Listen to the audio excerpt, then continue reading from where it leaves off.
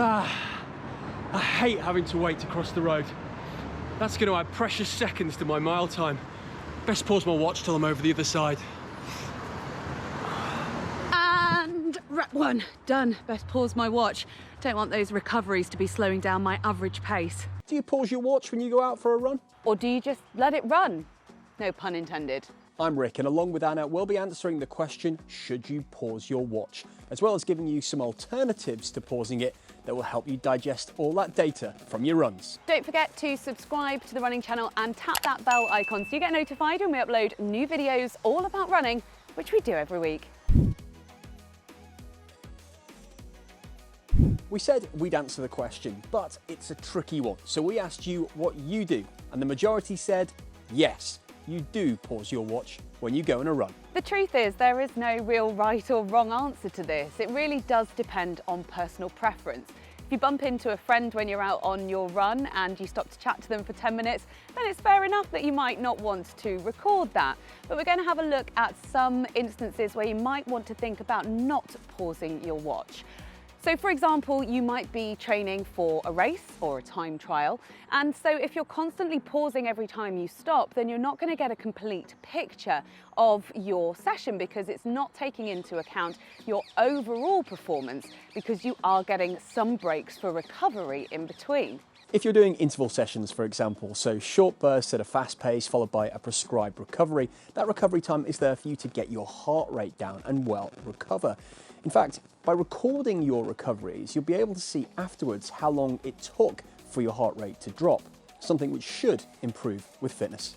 It's worth bearing in mind that if you do go out to do an interval session and you do pause your watch for recoveries, then it will only take into consideration the data that was recorded, so your moving time, to inform things like training load and recoveries. So your overall picture of how your training is going could be slightly skewed by that. You may also find yourself taking a break during a run because it feels hard or you're uncomfortable at the pace that you're running at. But running through that, as long as it's not above your natural fitness levels, is part of the mental aspect of training.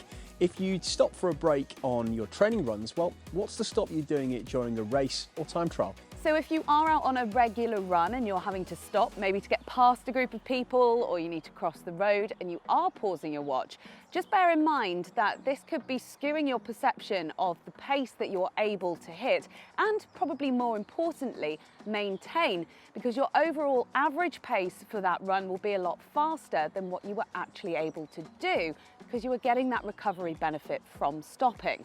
Now, of course, we're not saying that it's not okay to stop to walk or even just stop to take a break entirely. It's entirely down to you if that's what you want to do. But just bear in mind that you could be setting yourself up for disappointment if you're trying to hit a PB in that time trial, because you're not able to actually hit the paces that you think you've been hitting during training. If you have paused your watch during a run, the most GPS watches and Strava will show you two different times, both your elapsed time and your moving time. Elapsed time is the duration from the moment you hit start on your device to the moment that you hit stop to finish that activity. Moving time, on the other hand, is the amount of time that you are actually moving during that time. Seems pretty straightforward. So you'll find that places like Strava will generally prioritize your moving time when showing activities in things like your feed and in your training log, unless that activity has been tagged as a race, and in which case it prioritizes your elapsed time. You'll get figures for both your average elapsed pace and your average moving pace. So a nice easy example, if you run 5K in 25 minutes with no breaks, then your elapsed time and your moving time will both be 25 minutes. Therefore, your average pace across both of those is 5 minutes per kilometre. If you run 5K in 25 minutes, but also pause your watch for 5 minutes during that time because you had to tie your laces, pick up some dog poo, or stop at some lights, then your average elapsed pace would be 6 minutes per kilometre, but your average moving pace would be 5 minutes per kilometre. You might have seen our video about getting a fast 5K time by using just your moving time. So I was able to get a sub 18 minutes 5K on that occasion just by using short intervals and then some recoveries that weren't recorded as parts of the moving time.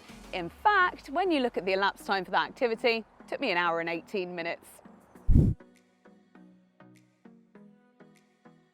If you have auto lap enabled on your watch, it will automatically record your pace either every 1 mile or every 1 kilometre, depending on which one you've got set up.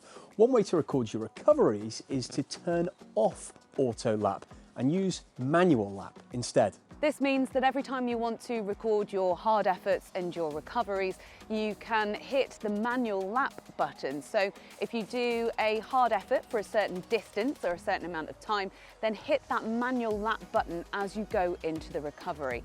That means that when you get back afterwards, you can go through your data and you can clearly see which of the laps is a hard effort and the pace that you ran that at, and which of them is your recovery. A common question from people running interval sessions is how can you see the average pace of only your hard efforts without having to calculate it manually, since your overall moving pace includes recoveries? If you're going out to do a specific session, then you can program the workout into Garmin Connect before you head out and then transfer it to your watch. That means that it will automatically tell you what your intervals are and what your recoveries are. So you can include your warm-up, your reps, your recoveries, you can do repeats of them and also do your cool down as well. All of these can be set to different intensity targets as well. So you can set things like pace, cadence and heart rate zones. The benefit of doing this is that after your run, you'll be able to toggle between the different sections of the workout that you've just completed. So the warm-up, run reps and recovery, you'll be able to see the pace, distance and time of each of those sections, including the average overall pace of just your hard intervals. It's worth remembering though that if you are following a workout on your device, some of them will automatically stop as soon as that workout comes to an end. So if you want to continue with your activity, perhaps you want to extend your cool down or you've not quite got back to the house yet, then you'll just need to press the start stop button to make sure that you clock all those additional miles. And let's not forget, if you do manually pause your watch, there's always that danger you might forget to restart it again and then lose all that precious run data. So, top tip, if you do want to pause your watch, have a look and see if you can set up an auto pause setting. So your watch will automatically detect when you're slowing down or you've come to a stop and stop recording your activity or your moving time for that period. Then when you get going again, it'll start again. So your moving time and your elapsed time at the end of the activity will be different if you use auto pause. And don't forget that if you are doing an interval session, that when you come to the end of your interval and you have auto pause turned on, your watch will stop as you do your recovery. Worth bearing in mind. Do you pause your watch? Or maybe you're reconsidering after watching this video? Tell us in the comments below and we'll see you next time here on the Running Channel.